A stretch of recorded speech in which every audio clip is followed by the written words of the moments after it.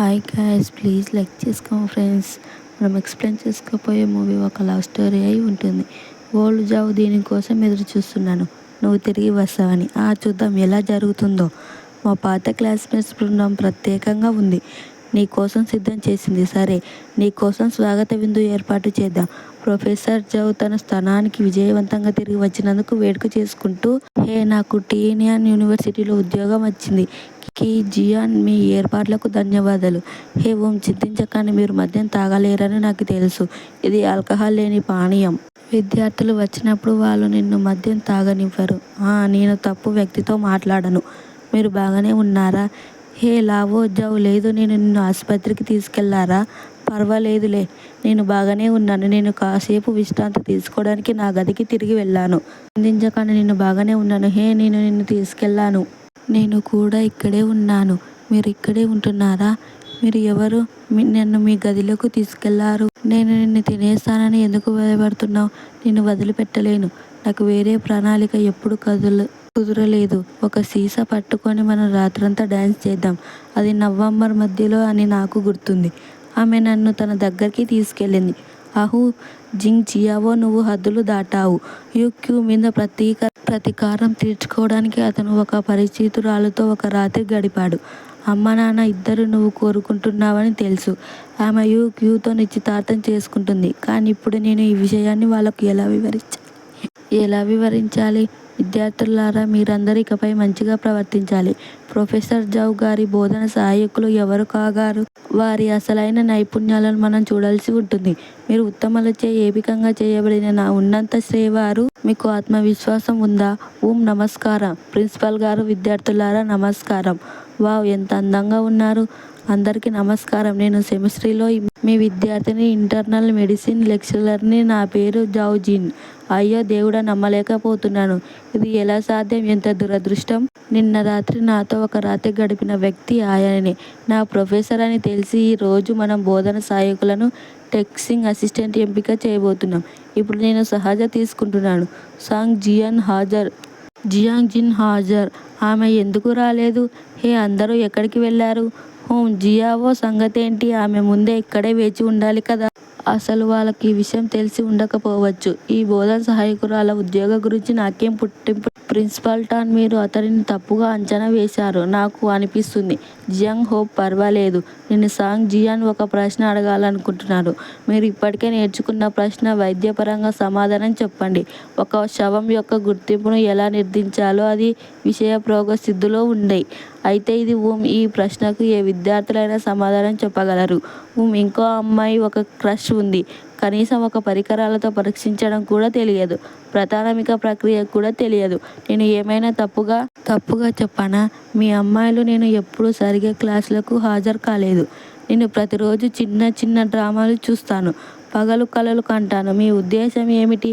నేను ప్రతిరోజు అమ్మాయిలకు తక్కువ చేసి చూడటమే నేనేమైనా తప్పుగా మాట్లాడానా?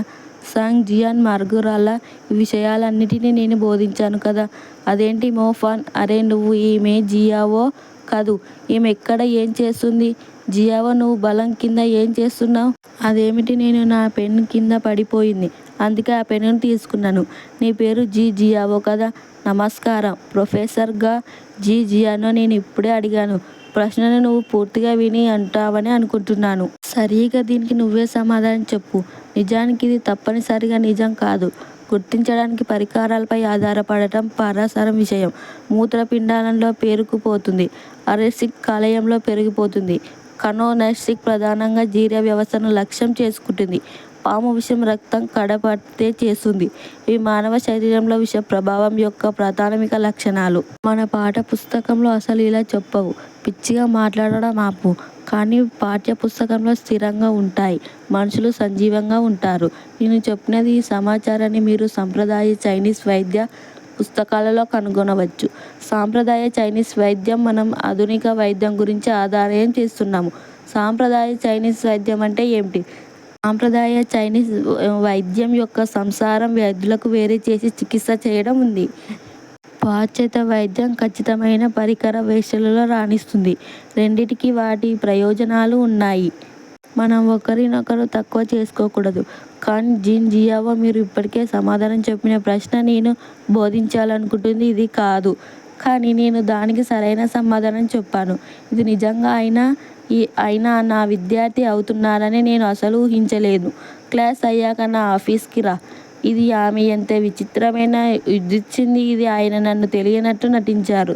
నేనే ఆయనని ఎలా ఎదుర్కోవాలో కూర్చోమని మాట్లాడుకుందాం. ధన్యవాదాలు ప్రొఫెసర్ జియో. అగ్రికల్చర్ టీ యొక్క కుక్కలతోనే తాగేశావు.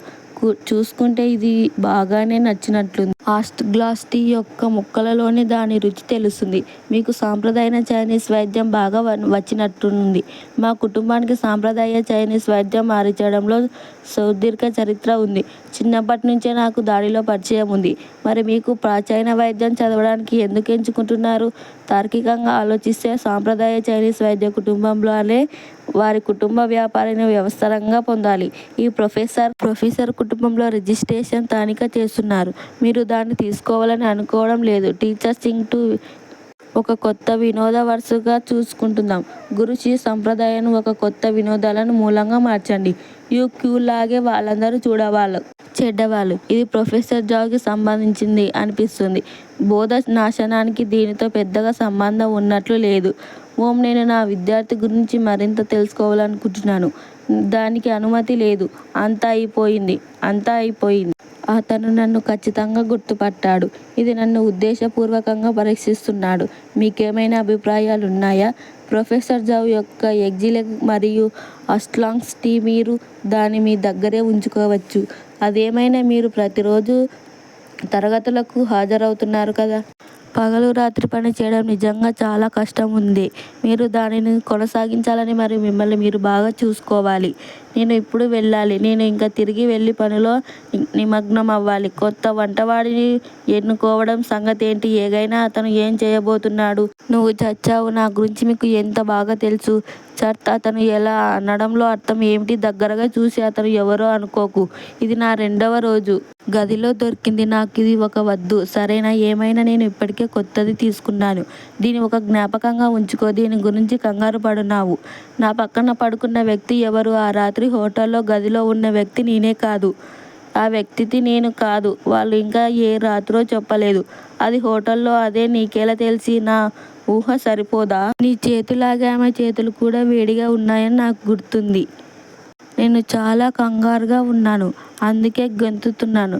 ఒకవేళ అది నేనైతే ఏంటి? మనమందరం పేదవాళ్ళం. మీకు నేను బాధ్యత వహించాలని నిజంగా కోరుకుంటున్నావా? నువ్వు బాధ్యతగా వహించాలని నేను అనుకోలేదు. ఎందుకో తెలుసుకోవాలనుకుంటున్నాను. మరుసటి రోజు నిద్రలేచి కనీసం వేడుకలు కూడా చెప్పకుండా నువ్వు అదృశ్యమయ్యావు. నాకు అదే మనిషితో అవసరం లేదు. నేను రెండోసారి నిద్రపోవడం అనుకోవడం లేదు. సంగతే కదా. ఏంటి బాగున్నావు? సరే, అంతే ఒకటి. ఈ ఆట అంత సులభంగా మరగవు. వీడియో బయటకు వెళ్ళి నువ్వేం చేస్తావో. ఇది ఒక పాఠశాల. నువ్వేం పాఠశాల బోర్డు సభ్యులు అనుకోవద్దు. ఈ అబ్బాయి అద్భుతంగా ఉన్నాడు. నన్ను క్షమించండి. నేను పొరపాటున ఈ గత కొన్ని రోజులుగా నన్ను ఎందుకు తప్పించుకుంటున్నావు?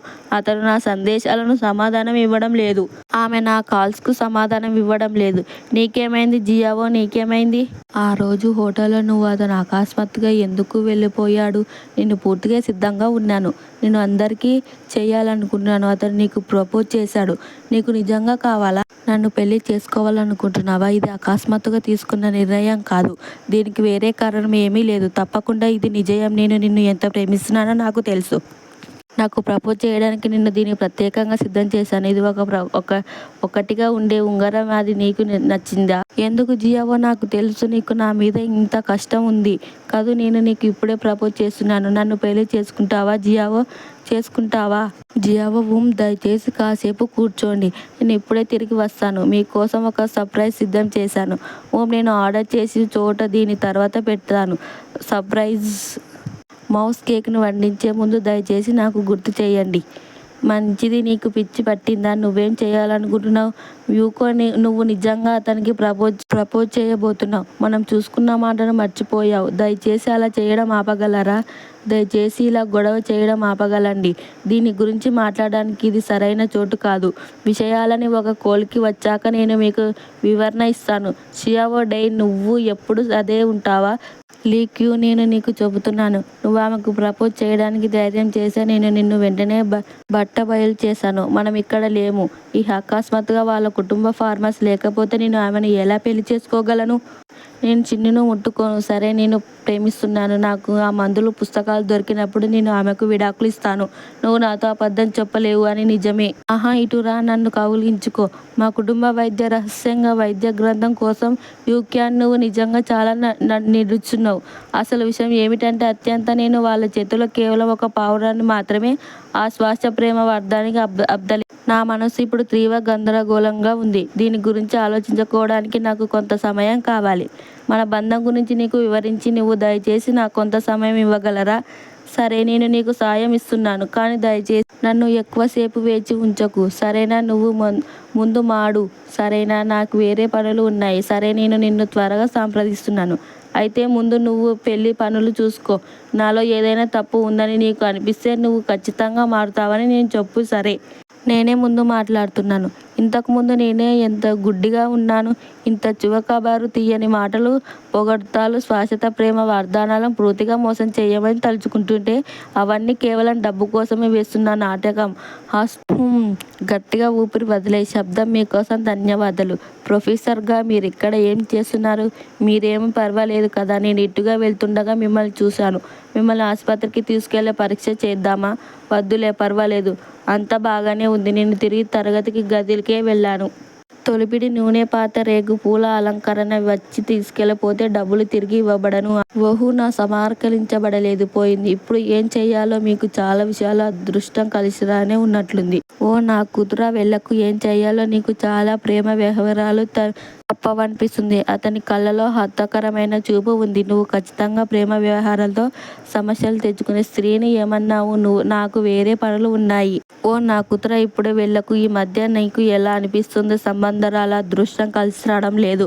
ఒక నీచుడు నిన్ను వేధిస్తున్నాడు అని నీకు హాస్యంగా కోసం అనిపిస్తుంది. ఈ ముసలాయన చెప్పింది ఇంత ఖచ్చితంగా ఎలా ఉంది? ఎలా అయింది? నా 2 కళ్ళు 3 జన్మల కన్నా ఎక్కువ చూడగలవు. మీకు ఎలా తెలిసింది? ఆహు, నా 2 కళ్ళు 3 జన్మల పూర్వ జన్మ బంధాలు కూడా చూడగలవు. మీరేమైనా ఈ మధ్య నాకు వికారంగా అనిపిస్తుంది. ఏమీ తినలేకపోతున్నాను. పైగా చాలా ఆందోళనగా ఉంది.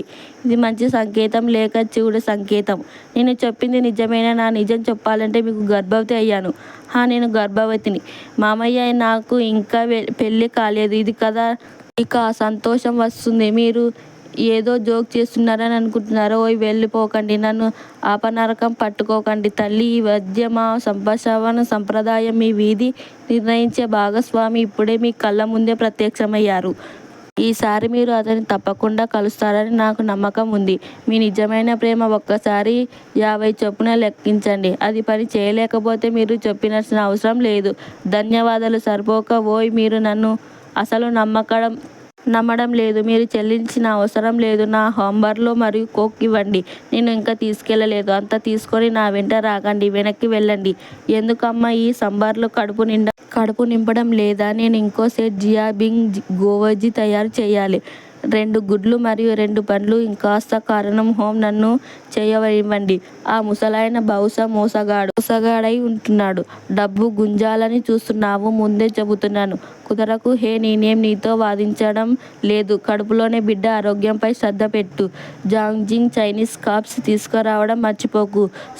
వద్దు. ఇక్కడి నుంచి పో. అసలు నువ్వు ఎలా ప్రవర్తించున్నావో నీకైనా తెలుసా? ఈ ప్రవర్తన చాలా ప్రమాదకరంగా ఉంది.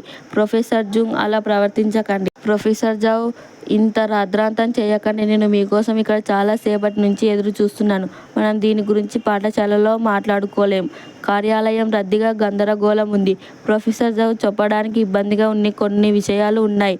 నా ప్రధాన కోర్సులలో నా గ్రేడ్ ఎల్లప్పుడూ నా తరగతి అగ్రస్థానంలో ఉంటున్నాయి. నేను నా పర్యవేక్షకుడికి ప్రబోధన సామగ్రిని నిర్మించడంలో కూడా సాయం చేశాను. బోధన సహాయకుడిగా సేవ చేయడానికి పూర్తి సామర్థ్యం ఉంది. బోధన సహాయకులకు ఎంపిక చేయడానికి ఒక అధిక ప్రక్రియ ఉంది. మీ సామర్థ్యం ఆధారంగా ప్రకటించబడింది. ప్లీజ్ ఫ్రెండ్స్, లైక్ చేసుకోండి ఫ్రెండ్స్.